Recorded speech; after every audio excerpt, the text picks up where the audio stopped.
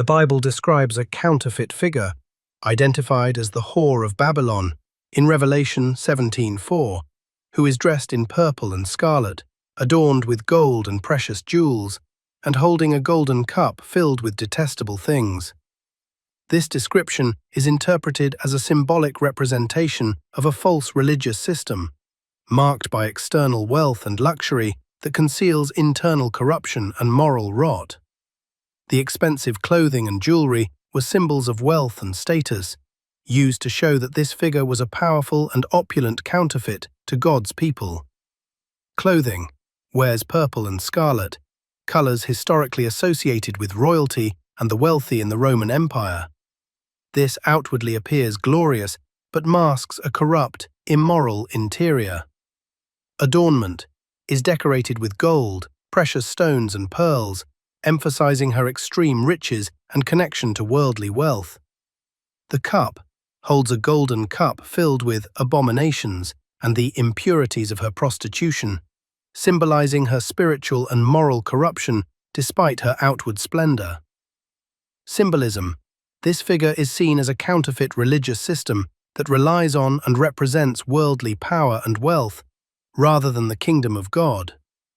Counterfeit Sabbath worship is a theological concept referring to worship on a day other than the seventh-day Sabbath, seen as a deception by some Christians to lead people away from the true Sabbath, which they believe is God's commandment.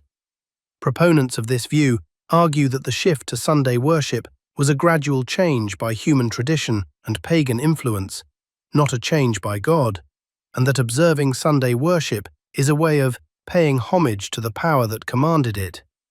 The true Sabbath is seen as a sign of loyalty to God and an anchor to the biblical teachings of creation and rest, which a counterfeit Sabbath lacks. The main sevens concerning the beast and the false prophet are the 7 heads of the first beast, representing 7 kings or empires, and the 7 plagues or seals that occur in Revelation, which are part of the divine judgments that will precede the final conflict.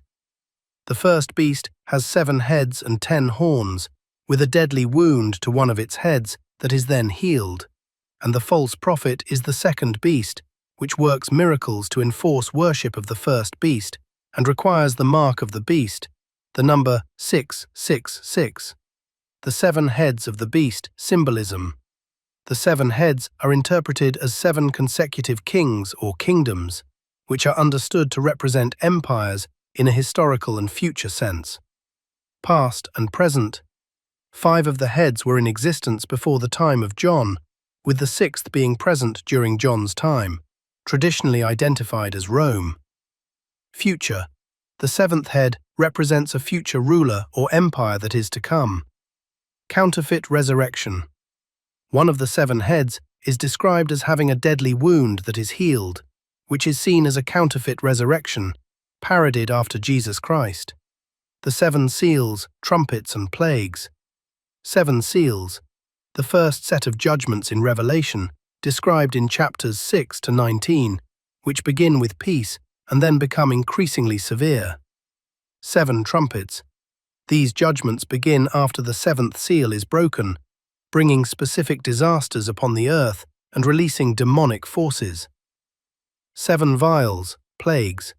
These judgments follow the trumpets, representing a final series of judgments that will occur just before the final conflict with the beast and false prophet. The false prophet and the mark of the beast. The false prophet. The second beast, which is explicitly called the false prophet, uses deception to lead people away from God, performs miracles to deceive them, and establishes an image of the first beast for everyone to worship. The mark. The false prophet enforces a mark on the right hand or forehead of all people to indicate their allegiance to the first beast, and without this mark, no one can buy or sell anything. The number.